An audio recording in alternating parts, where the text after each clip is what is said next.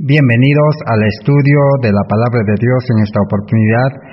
A todos los hermanos y hermanas en la fe de Cristo Jesús que cada día nos acompañan para poder estudiar la Palabra de Dios para este tiempo actual. Estamos viviendo en un tiempo muy especial donde el mundo está marchando rápidamente hacia el fin y los acontecimientos finales están comenzando a desarrollarse en nuestro mundo actual.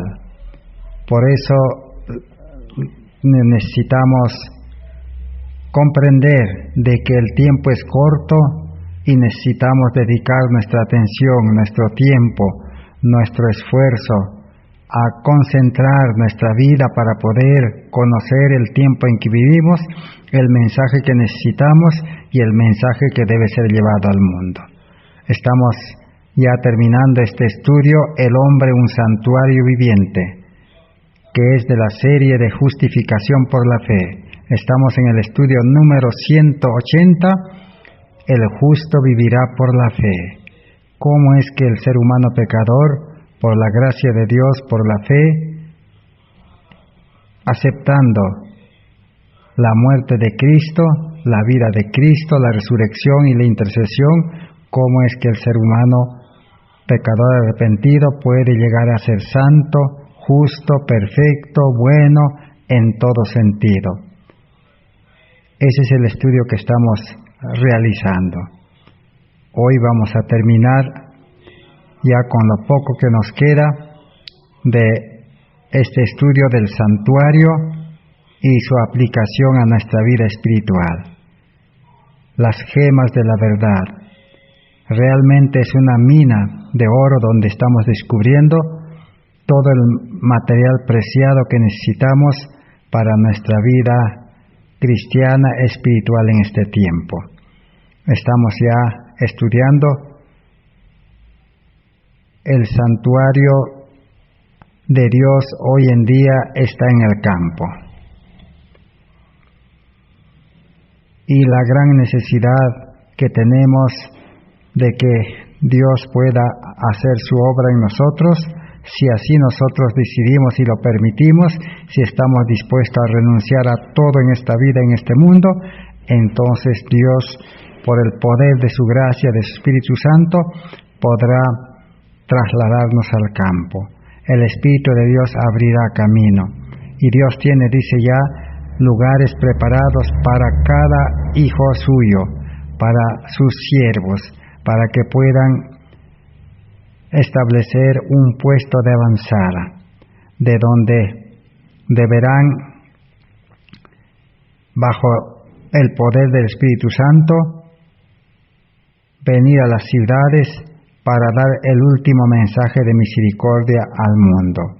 Porque conflicto de los siglos, hablando del fuerte pregón, nos dicen que con semblantes iluminados, dice, vinieron, dice, para dar este fuerte pregón. ¿De dónde vinieron?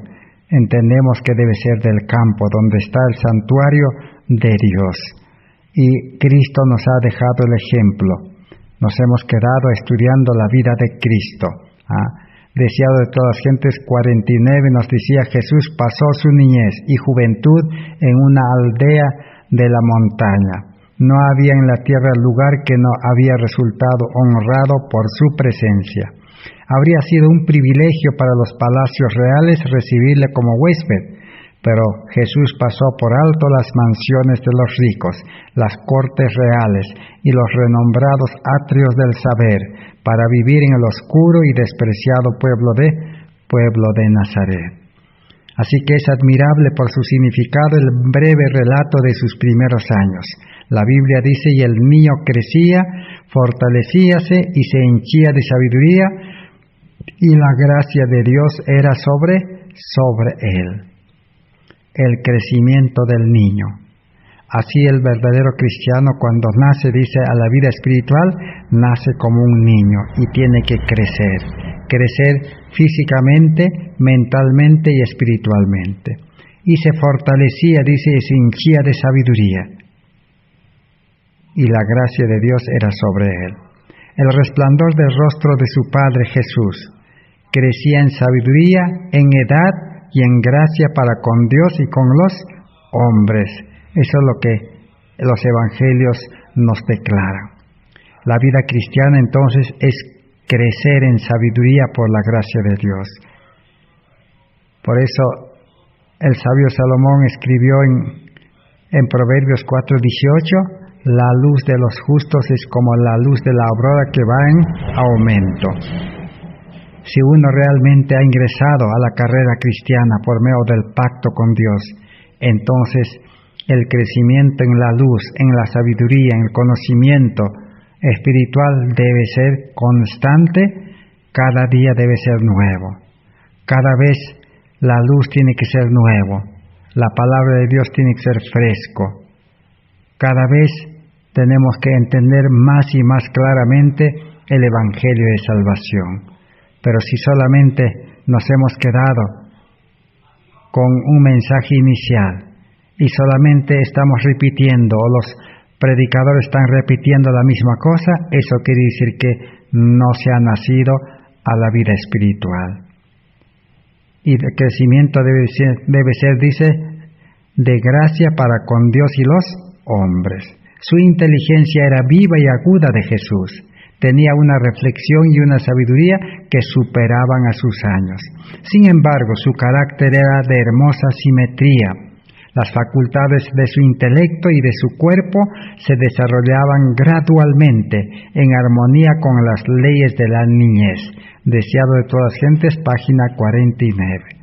Solamente ese desarrollo espiritual y crecimiento podemos obtener en el campo, allí en las alturas, en los valles, así como Jesús desarrolló. Sigue diciendo en la misma página 49 de Deseado de todas las gentes, desde los tiempos más remotos, los fieles de Israel habían prestado mucha atención a la educación de la juventud. El Señor había indicado que desde la más tierna infancia debía enseñarse a los niños su bondad y grandeza, especialmente en la forma en que se revelaban en la ley divina y en la historia de Israel. Los cantos y las oraciones y las lecciones de las Escrituras debían adaptarse a los intelectos en desarrollo. Los padres debían enseñar a sus hijos que la ley de Dios es una expresión de su carácter y que al recibir los principios de la ley en el corazón, la imagen de Dios se grababa en la mente y el alma. Gran parte de las enseñanzas era oral, pero los jóvenes aprendían también a leer los escritos hebreos y podían estudiar los pergaminos del Antiguo Testamento. La Escritura nos muestra que hasta los 12 años, los niños, las niñas, todos conocían ya las Escrituras, el Torá, el Pentateuco, toda la palabra de Dios, el plan de salvación, todo lo que el hombre necesita saber está en los primeros 5 libros de la Biblia, que los judíos lo llamaban la Torá, el libro de la ley. Si hoy en día llegáramos a comprender los 5 libros, estaríamos habilitados para comprender toda la Biblia, porque de estos 5 libros parte toda la Biblia. Y estos 5 libros parten de la ley de Dios, y la ley de Dios parte de los grandes principios de la ley, que es el amor a Dios, amor al prójimo. Esa es la ley original. Y esa ley original es el carácter de Dios, es la mente de Dios. Entonces, conocer la palabra de Dios es conocer la mente de Dios. Pero Pablo dice, solamente espiritualmente se puede discernir. Necesitamos nacer a una nueva vida espiritual. Así como Jesús, ¿cómo nació? Jesús nació engendrado por el Espíritu Santo en carne humana, en María. Entonces, desde el nacimiento Jesús vivió la vida espiritual, pero en carne humana. Pero nunca, dice, dio lugar a la carne, nunca dio lugar al yo, nunca hizo su voluntad. Vivió en carne humana, pero nunca vivió la carne o lo que le gusta a la carne, porque la carne es débil, dice. La carne se ocupa de las cosas de este mundo. A la carne le gusta, dice, todo lo que es visible. Pero Jesús vivió una vida espiritual plena. Nunca pecó, nunca dio lugar. Esa es la vida que nosotros necesitamos empezar al experimentar la verdadera conversión, el nuevo nacimiento o el nacimiento del Espíritu y de agua. De ahí debemos comenzar la vida de Cristo y desarrollarlo. ¿Pero dónde? En el santuario del campo. Así como Samuel para que sea un instrumento en las manos de Dios, un profeta de Dios, su madre lo llevó al santuario y le entregó al sacerdote. Y hoy en día, ¿quién es el sacerdote para nosotros? Es Cristo, el sumo sacerdote. Así como Cristo intercede en el cielo, en el santuario celestial, Cristo también como sumo sacerdote, por su representante, el Espíritu Santo, quiere morar en nuestro corazón y en nuestra mente para poder instruirnos, así como el sacerdote le instruyó a Samuel. Esa es la verdadera educación. Cristo es el verdadero maestro de los maestros. Por eso Jesús, como hemos estudiado en el estudio anterior, Jesús no frecuentó las escuelas de Jerusalén. Hoy en día también, solo Dios nos puede librar y librar a nuestros hijos de las escuelas de este mundo y proveer milagrosamente escuelas o medios donde el Espíritu Santo pueda educarnos y educar a nuestros hijos. ¿Qué dice Ministerio de Curación 282? Jesús vino a esta tierra para realizar la obra más importante que haya sido jamás efectuada entre los hombres. Vino como embajador de Dios para enseñarnos cómo vivir para obtener los mejores resultados de la vida. ¿Cuáles fueron las condiciones escogidas por el Padre Infinito para su Hijo? Un hogar apartado en los collados de Galilea, una familia mantenida por el trabajo honrado y digno, una vida sencilla, la lucha diaria con las dificultades y penurias, la abnegación, la economía, el servicio paciente y alegre, las horas de estudio junto a su madre, con el rollo abierto de las Escrituras, la tranquilidad de la aurora o del crepúsculo en el verdeante valle, las santas actividades de la naturaleza, el estudio de la creación y la providencia, así como la comunión del alma con Dios. Tales fueron las condiciones y las oportunidades que hubo en los primeros años de la vida de Jesús. Nosotros también en los primeros años de la vida cristiana necesitamos ese ambiente. Pero no necesitamos nosotros con sabiduría humana, con vida común o vida carnal, buscar y lograr eso, no. Si hemos nacido del Espíritu, dice, ¿no?, engendrados por el Espíritu Santo, entonces así como Dios su Padre le buscó un lugar en el campo, un ambiente, Dios también está dispuesto a buscarnos un lugar para nosotros. Dios es el que nos puede llevar, como hemos dicho. Esa es la promesa del nuevo pacto. Pacto quiere decir la promesa de Dios. Todo Dios ha dispuesto, todo ha prometido, pero la condición es que nosotros podamos ponernos en sus manos y estar dispuestos a dejar todas las cosas de esta vida que a la carne le gusta. Entonces, en el santuario del campo podremos recibir las enseñanzas, así como Jesús recibió las enseñanzas de su madre. Los niños pequeños, los jóvenes, podrán recibir de sus padres la enseñanza correcta por obra del Espíritu Santo. María no tenía preparación para educar a los niños, pero la Escritura dice que Dios le dio, dice, habilidad, sabiduría, preparación, todo para que pueda enseñar al niño Jesús. Hoy en día también, a todo papá, mamá, que se entrega completamente lo que uno es y todo lo que tiene, Dios también puede dar ese talento, esa habilidad, esa elocuencia, esa sabiduría, ese conocimiento para preparar a sus hijos. No es obra del hombre, es obra de Dios por medio del hombre, que Dios también quiere salvar a nuestros hijos. Por eso dice el justo, educará por fe a sus hijos. En el mismo libro 283, Ministerio de Curación, sigue diciendo: tal fue el caso también para la gran mayoría de los hombres mejores y más nobles de todas las edades. Leed la historia de Abraham, de Jacob, de José, de Moisés, de David y de Eliseo. Estudiad la vida de los hombres en los tiempos posteriores que desempeñaron cargos de confianza y responsabilidad, de los hombres cuya influencia fue de las más eficaces para la generación del mundo. Entonces tenemos los ejemplos. Estas promesas de Dios no son teoría, sino son práctica, vivencia. Ya Dios lo demostró con Abraham, con Jacob, con José, Moisés, David, Eliseo, Elías, todos. Y aún los apóstoles y también los mártires de la Edad Media.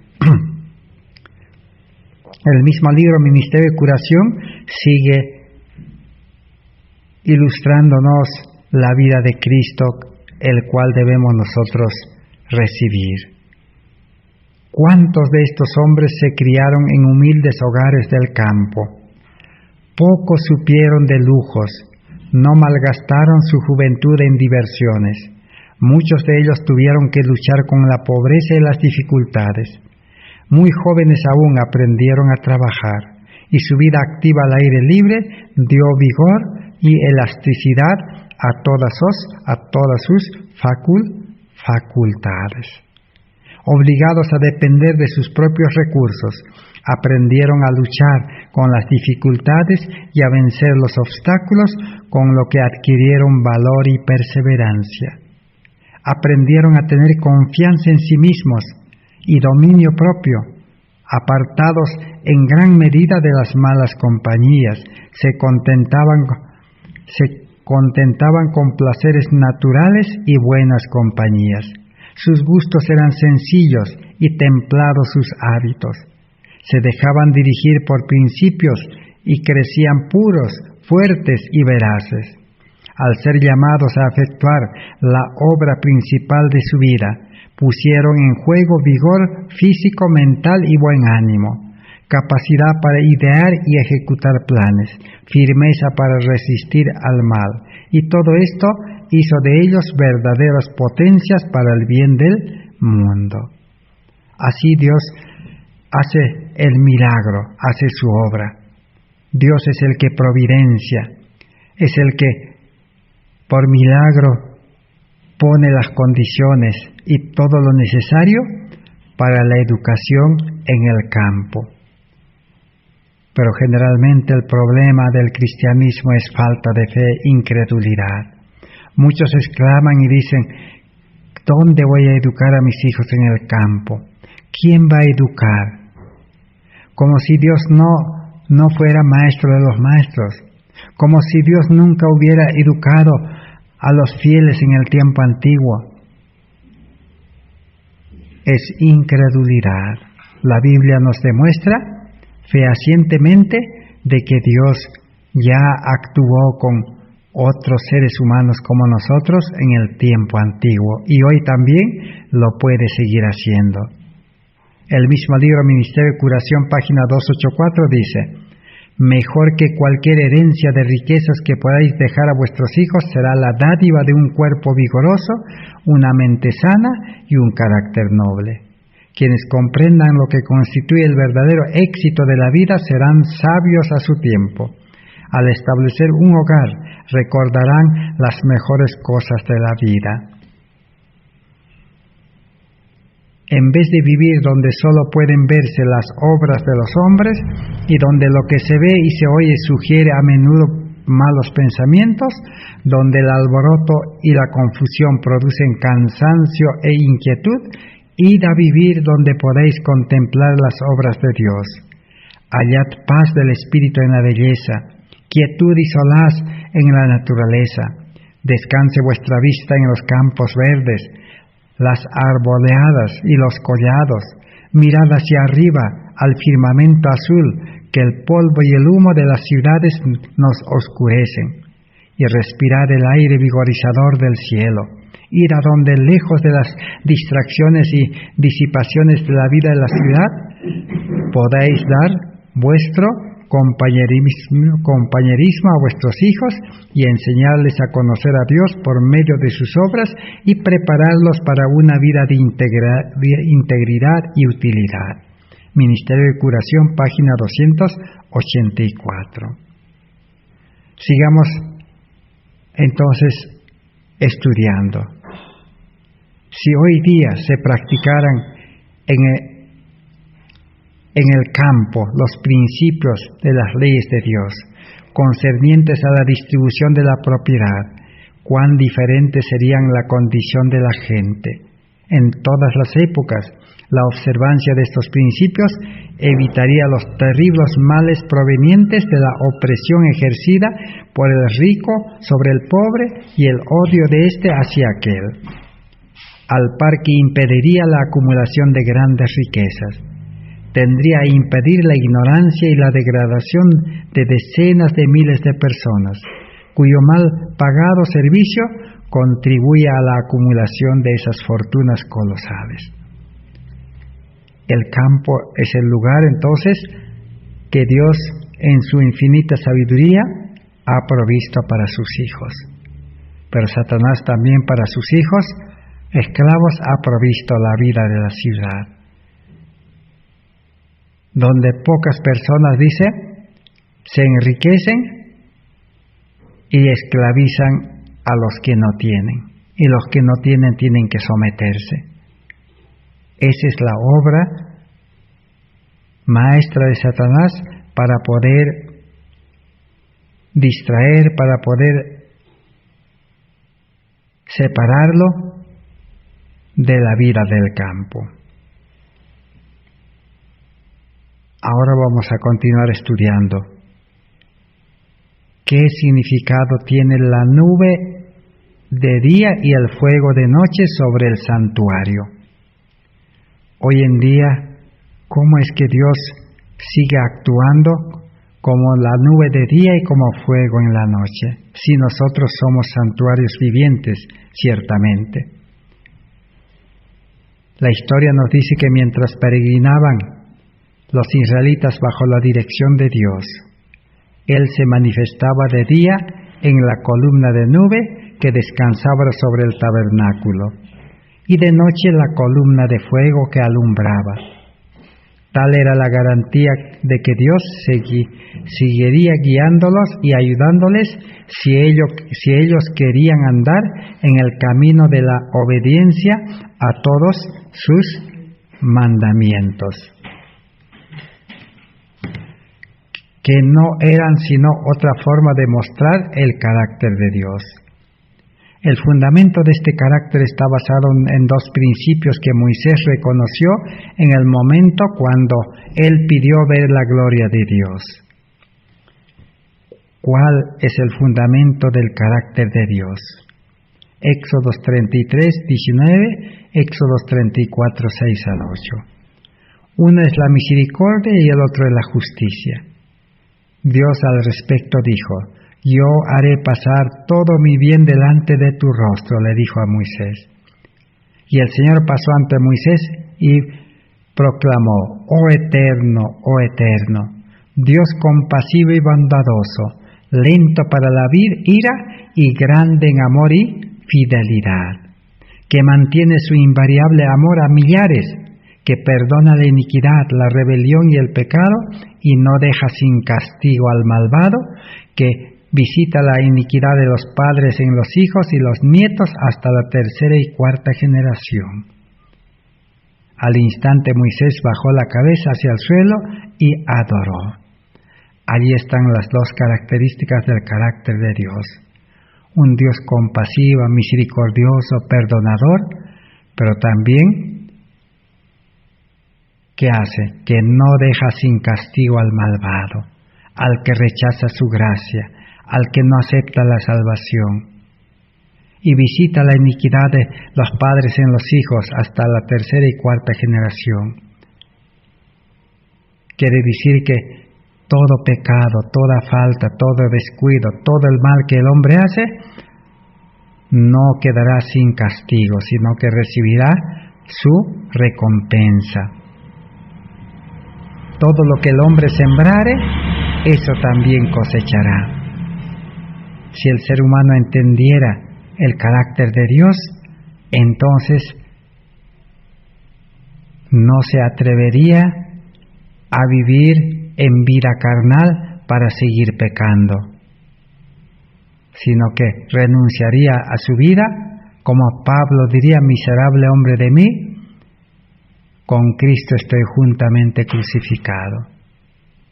Nuestra vida humana necesita morir al pecado, morir a nuestros pensamientos, a nuestras costumbres, hábitos, a nuestra vida humana, estar muertos y vivir la vida espiritual, dependiendo del Espíritu y haciendo la voluntad de Dios, uniendo la voluntad humana con la voluntad divina.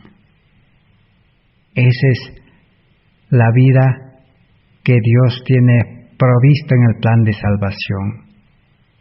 Cuando podamos comprender entonces el carácter de Dios, como lo comprendió Moisés, también nos apresuraremos a postrarnos en adoración y alabanza.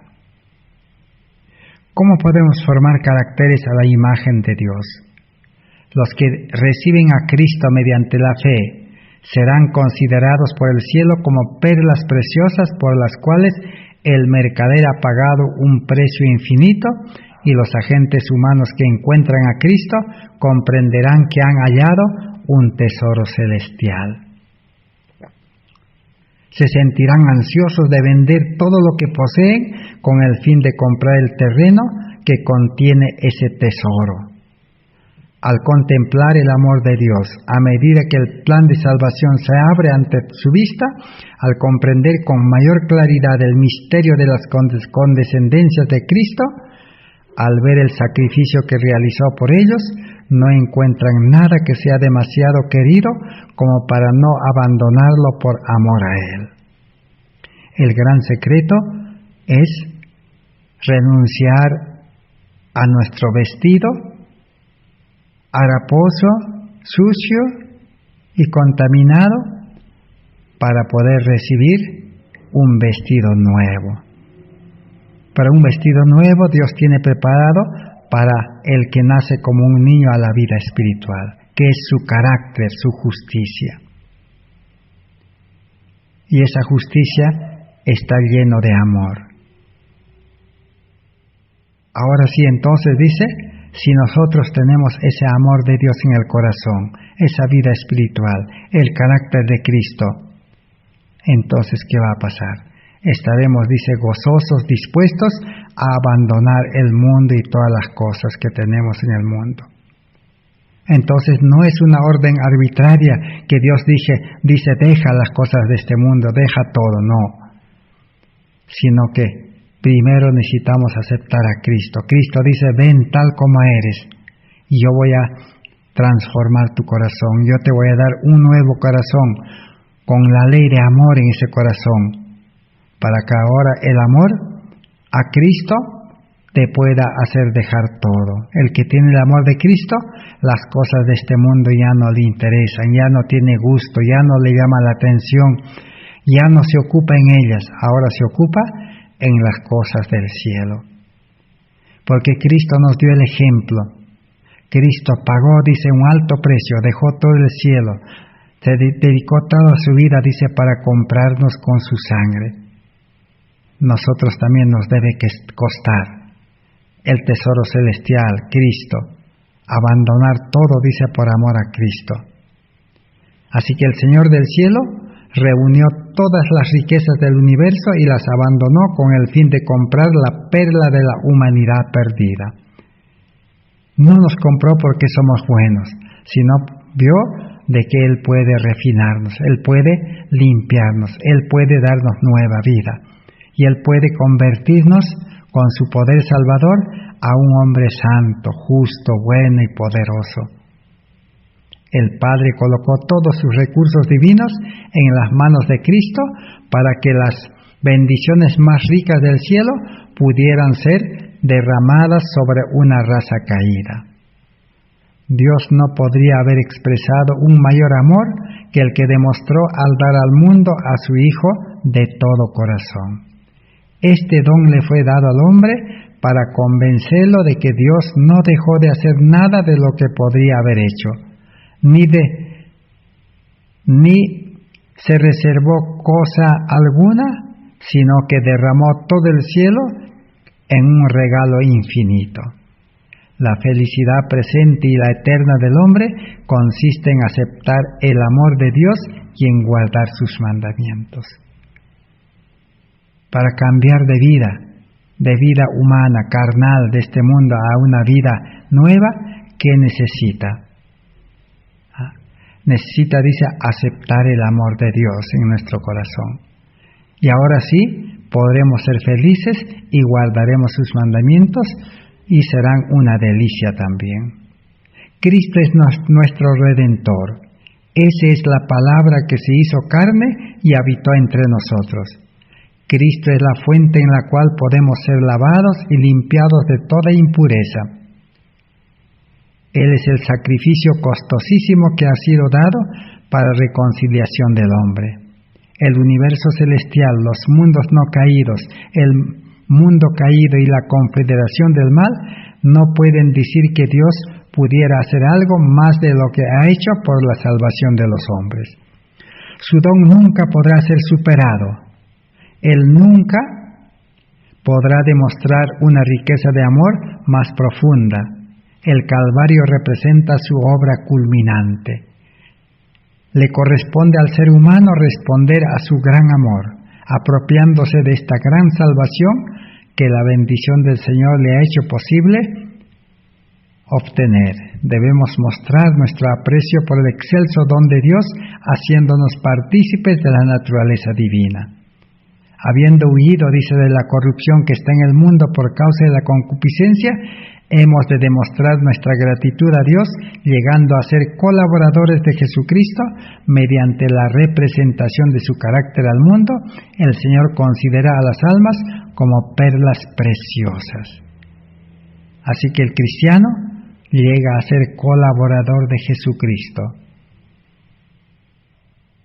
En otras palabras, ayudante de Cristo en nuestra salvación. Cristo nos quiere hacer partícipe, pero no como responsable y maestro a nosotros, sino Él es el maestro, Él es el responsable, pero nosotros tenemos que ayudarle, colaborarle, con todo lo que Él requiere y pida de nosotros. Pero el ser humano incrédulo, pecador, no puede entender estas cosas. Por lo contrario, pide ayuda a Dios. Y realmente tendría razón. El ser humano que no ha entregado su vida a Cristo, que no es hijo de Dios, siempre está acostumbrado a pedir ayuda a Dios. En otras palabras, lo convierten a Dios en un ayudante. Y el ser humano se cree autosuficiente en poder esforzarse y hacer todas las cosas hasta donde pueda, hasta lo sumo. Y cuando ya no puede, piden ayuda a Dios. Así como los apóstoles, cuando estuvieron en ese mar tormentoso, dejaron a Jesús a un lado, aún estando en la misma barca Jesús, y ellos lucharon toda la noche, con toda su fuerza, su habilidad, su experiencia, su conocimiento. Pero cuando ya se dejaron vencer, se agotaron y ya no podían solucionar, entonces llamaron a Jesús, y Jesús tuvo que reprenderlos. Les dijo, ¿que no teníais fe?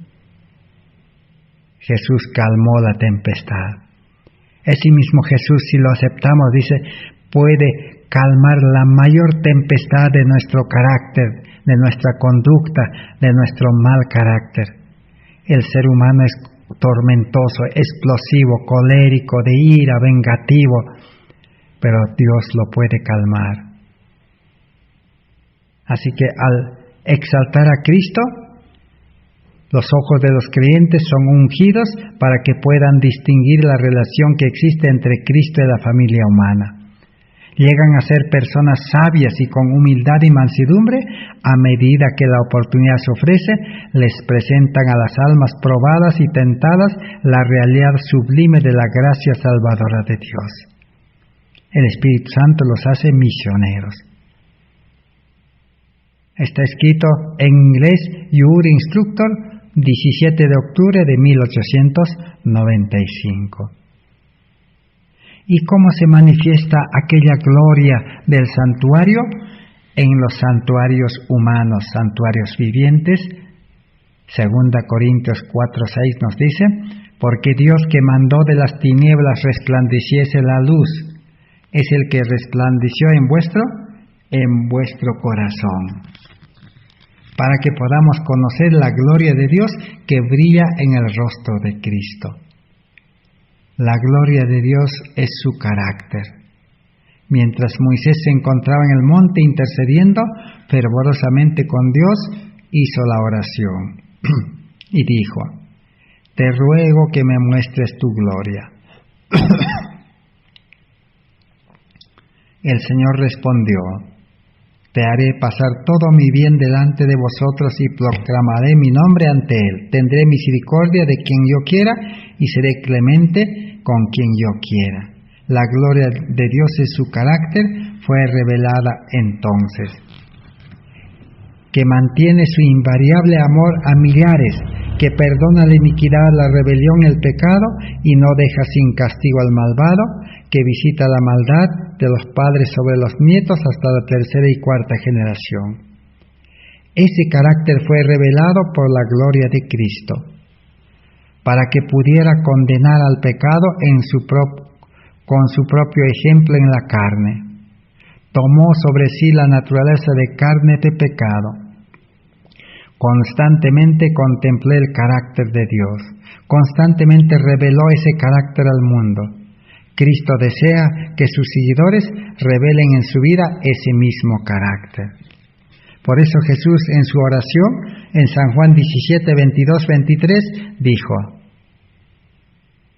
en su oración intercesora, declaró, hoy continúa siendo su propósito purificar y santificar la iglesia, para presentársela, dice, para sí una iglesia gloriosa, sin mancha, ni arruga, ni cosa semejante, antes que sea santa y inmaculada. Efesios 5, 27. Dios quiere santificarnos. Es obra de Dios darnos un carácter perfecto. Pero el hombre tiene que someterse. La condición del hombre es renunciar y someterse. Cristo no puede pedir al Padre que otorgue a los que creen en Él ningún don mayor que el carácter que reveló. ¿Qué grandeza hay en este pedido? ¿Qué plenitud de gracia tiene el privilegio de recibir a cada seguidor? Dios obra con quienes representan apropiadamente su carácter. Por medio de ellos, su voluntad es hecha sobre la tierra así como en el cielo. La santidad conduce a su poseedor a ser fructífero y abundando en toda buena obra. Quien tiene el sentir que hubo en Cristo Jesús, nunca se cansa de hacer el bien. En vez de esperar promoción en esta vida, mira hacia adelante al momento cuando la majestad del cielo exaltará a los santos en su trono. Dos grandes verdades.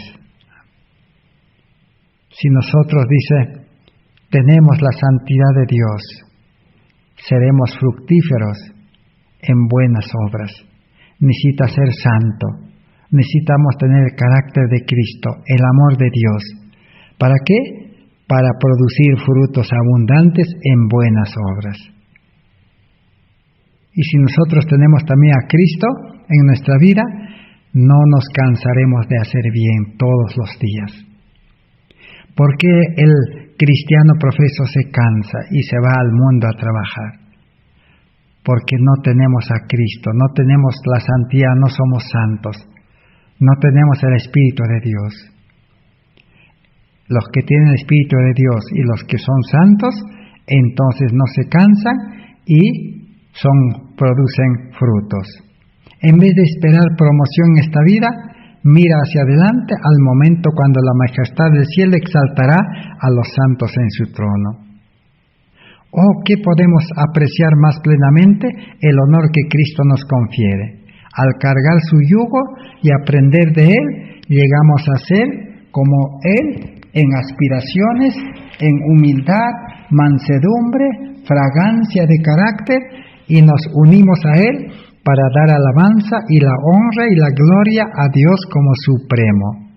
Señales de los tiempos del 3 de septiembre de 1902. ¿Qué necesitamos entonces? Cargar el yugo de Cristo. ¿Qué es aceptar el yugo de Cristo y cargar? Es aceptar la obediencia de Cristo. Formar una unión con Cristo, así como dos toros, dos bueyes, son unidos por el yugo, para que los dos anden en perfecta armonía y puedan trabajar los dos y puedan hacer los surcos en una forma correcta. Así también el cristiano, si lleva el yugo de Cristo, está unido a Cristo, entonces pues tendrá un carácter como el de Cristo, o el carácter de Cristo, bien dicho. Un carácter, dice, de mansedumbre y humildad. Dice, somos hijos e hijas de Dios. Satanás es el destructor y Cristo el restaurador. Él nos hará partícipes de su santidad. Dios no considera livianamente el pecado, sino trata de rescatarnos del pecado. No hay en Jesucristo áspera y severa repulsión o resentimiento. Y si tenemos el carácter de Cristo, tendremos su semejanza.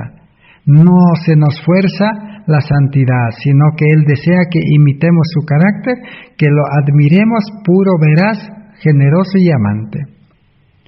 Entonces el carácter de Cristo se recibe.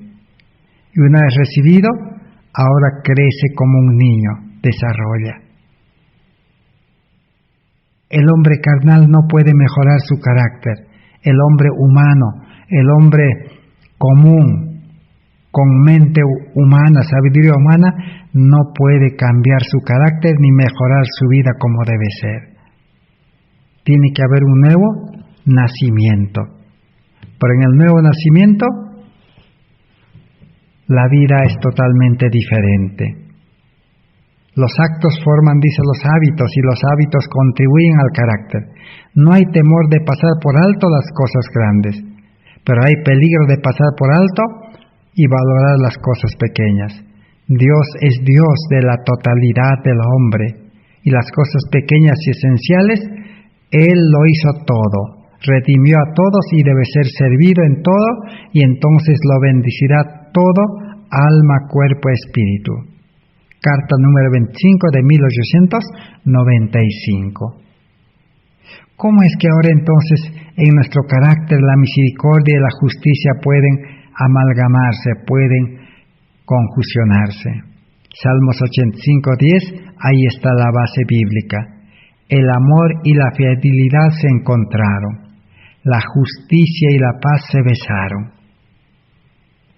Así comienza la vida en el plan de salvación, en el nuevo nacimiento. Leamos en una carta que escribió la hermana Juárez, carta 121 de 1902. Dice así: la conversión de las almas a Dios es la obra más grandiosa y más elevada en la cual los seres humanos pueden tomar parte. En la conversión de las almas se revela la tolerancia de Dios, su amor inconmensurable, su santidad y su poder. Toda verdadera conversión lo glorifica y hace que los ángeles prorrumpan en cánticos de misericordia, y la verdad se encontraron, realmente la justicia y la paz se besaron. En el cielo hay alegría cuando un pecador experimenta arrepentimiento bajo la obra del Espíritu Santo y experimenta la conversión, el nuevo nacimiento. Ese es el punto de partida de la vida cristiana y es el punto donde divide la luz con las tinieblas. En un boletín de la Conferencia General del cuarto trimestre de 1899, página 102, tomo 3, dice: el propósito de Cristo era reconciliar los atributos de la justicia y la misericordia, de modo que se mantuvieron separadas en sus respectivas dignidades, pero unidas. Su misericordia no era debilidad, sino un terrible poder para atraer a ella el amor de la humanidad. Por medio de Cristo la justicia está capacitada para perdonar sin sacrificar una jota de su exaltada santidad. Mensajes Selectos, tomo 1, 399, dice: la justicia demanda que el pecado no sea meramente perdonado, sino que debe ejecutarse la pena de muerte. Dios, en la dádiva de su Hijo unigénito, cumplió esos dos requerimientos. Al morir en lugar del hombre, Cristo agotó el castigo y proporcionó el perdón. Dios inclinó la cabeza satisfecha, dice. Ahora la justicia y la misericordia se podían amalgamar gracias a su muerte. Ahora Él podía ser justo y al mismo tiempo ser justificador de todos los que creyeran en Cristo. Dios contempló la víctima que extirpaba en la cruz y dijo: consumado es. La especie humana tendrá otra oportunidad. Se había pagado el precio de la redención y Satanás descendió como un rayo caído del cielo. Cuando Cristo murió en la cruz, definitivamente el diablo ya no puede volver ni entrar al cielo. Ya perdió todo. Entonces nosotros podemos ser liberados del pecado que está en nosotros y de los actos también externos del pecado. Entonces, ¿qué es lo que falta si nosotros hemos llegado realmente a apropiarnos del plan de salvación en base al santuario? Si el creyente pues recibe a Cristo, recibe el amor, recibe el carácter, recibe todo, entonces está preparado. Pronto vendrá a buscarnos Jesús. El desafío es ser semejantes a Él. Muchos tenemos falsos conceptos de Dios y sus atributos. El Señor es un Dios de verdad, justicia y misericordia. Son el carácter, atributos de su trono. Así nos es presentado en su Hijo. Nuestro Salvador revistió de nuestra humanidad. Ciertamente es un Dios de paciencia y longanimidad. Si ese es el ser a quien adoramos y cuyo carácter tratamos de asimilar con estas cualidades, estamos adorando al verdadero Dios.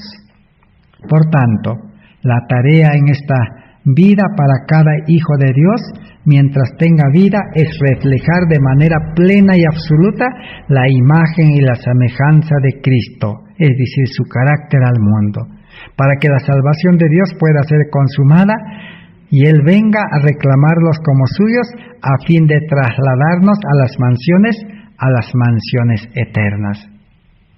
Este es el privilegio de cada creyente. El hombre que mora en Dios, Dios habita con el hombre. Yo en ellos y tú en mí, dice San Juan 17:3.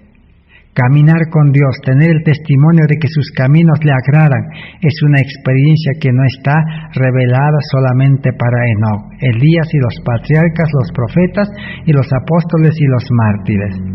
No es solo el privilegio de ellos, sino el deber de cada seguidor de Cristo tener a Jesús entronizado en el corazón. Entonces serán en verdad como árboles de justicia que llevarán mucho fruto. Manuscrito del 2 de agosto de 1900.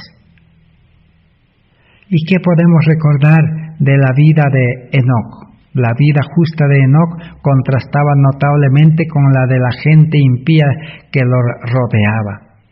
Su piedad, su pureza, su integridad inalterable eran el resultado de caminar con Dios.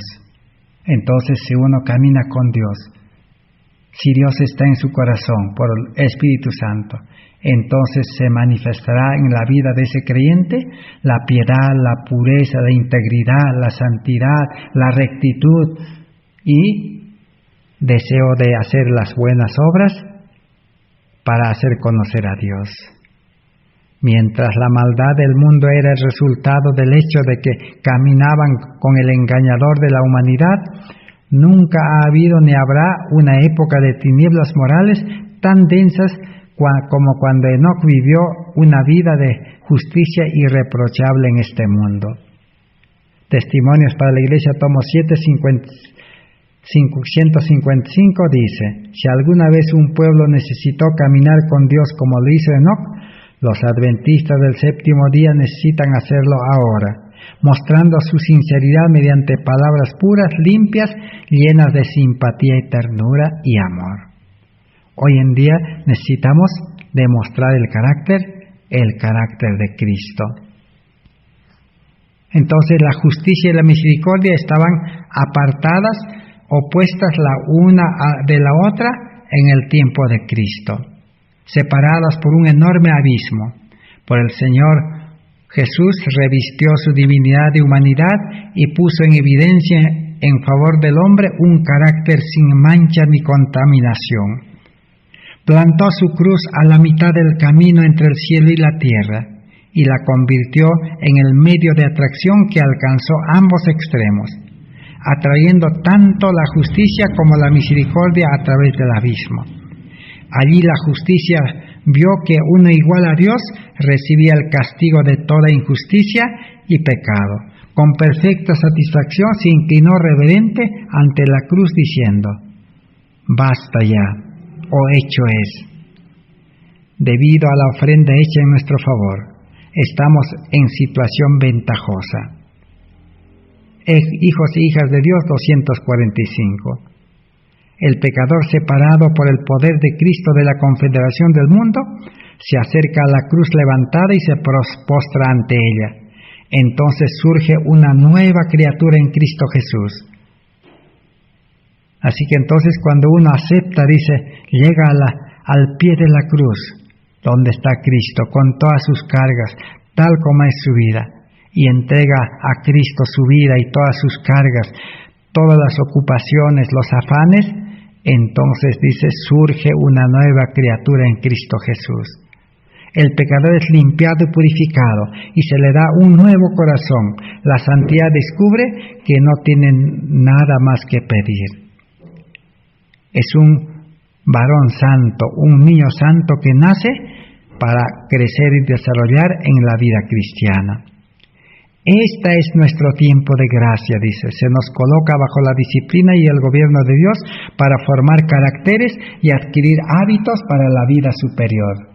Las tentaciones vendrán sobre nosotros. Seremos sometidos a pesadas pruebas, oposición, privaciones, aflicciones. Pero sabemos que Jesús pasó por todas ellas. Esas vicisitudes no son valiosas.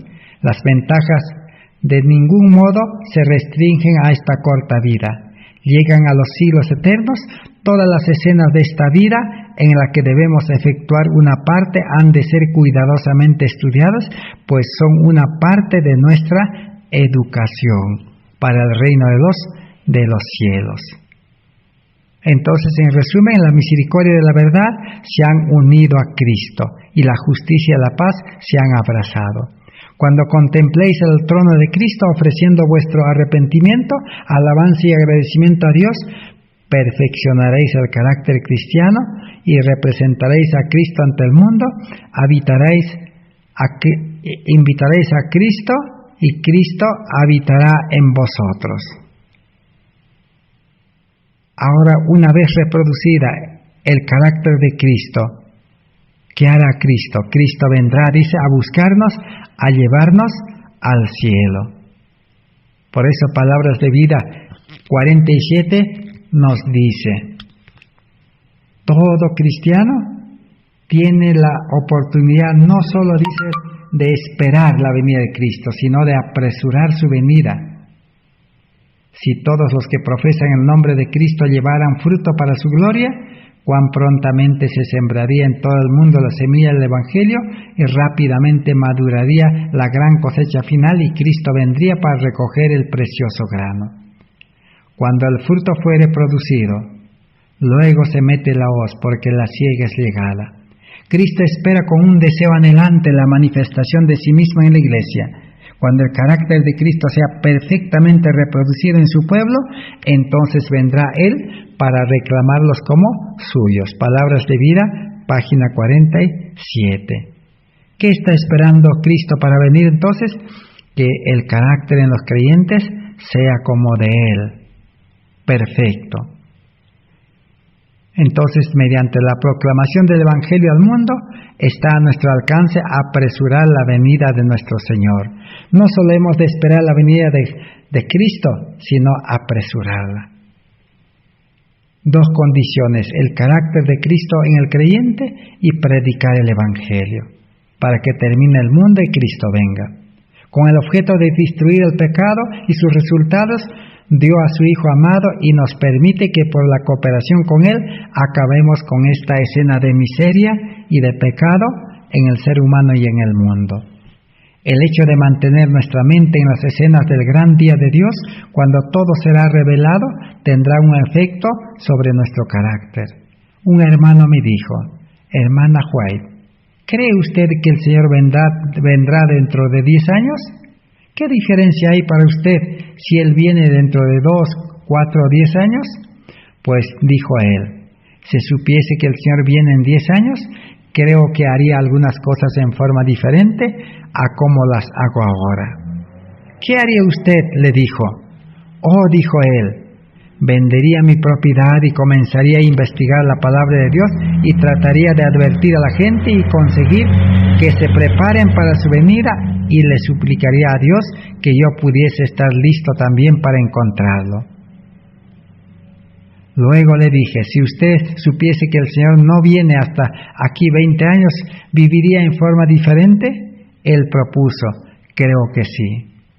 ¿Cuán egoísta fue la expresión de que viviría una vida diferente si supiera que el Señor vendría en 10 años? Esta es una lección para nosotros, para que caminemos con Dios cada día, sabiendo que no estamos seguros a menos que estemos esperando y velando al Señor. Entonces, ¿qué necesitamos comprender al final de este estudio? El hombre en santuario viviente. Este es el gran anhelo en mi alma expresada en estas líneas. Y yo creo que también de todos los que hoy nos escuchan y participan en estudio, el mayor anhelo es tener el carácter de Cristo, para vivir como Cristo y enfrentar todos los males de este mundo en una forma firme y resuelta, sin contaminarse con el mundo, pensando que la noche está sumamente avanzada y pronto rayará el alba, no solo de un nuevo día, sino de una mañana eterna que no tendrá fin, en donde los redimidos como piedras vivas del santuario del Señor nos uniremos a fin de vivir para nunca más separarnos de Cristo, ni tampoco de nuestros amados, que hace poco algunos pasaron al descanso, y de los que estamos todavía en el camino a la Canaán celestial. Ese sea nuestro deseo y oración y decisión, después de haber participado de este largo estudio, el hombre un santuario viviente. Entonces, no solamente necesitamos estudiar y conocer la obra de Cristo en el santuario celestial, sino también no puede Cristo hacer esa obra en el santuario celestial si nuestro santuario del alma no es purificado y no somos santos, no tenemos el carácter de Cristo. Entonces, en el cielo Cristo no puede hacer nada en favor nuestro. La obra de purificación tiene que ser paralela. Mientras Cristo obra en el santuario celestial por nosotros, el Espíritu Santo debe obrar en nosotros la completa transformación, la completa santificación, de tal manera que el creyente pueda decir que sí podemos vivir la vida de Cristo, una vida sin pecar en este mundo por la gracia de Dios. Y reconocer que humanamente somos todavía pecadores y podemos pecar en cualquier momento si nosotros hacemos nuestra voluntad o nos dejamos llevar o desviar por alguien de hacer la voluntad de Dios. Que Dios bendiga su palabra y continuaremos estudiando el día de mañana en el estudio siguiente acerca de la justificación por la fe y ingresaremos ya al Congreso de 1888, cómo es que la hermana White enfrentó, apreció y cómo es que ella comprendió el mensaje de la justicia por la fe. Gracias por vuestra atención. Será hasta el próximo estudio. Amén. Que Dios les bendiga.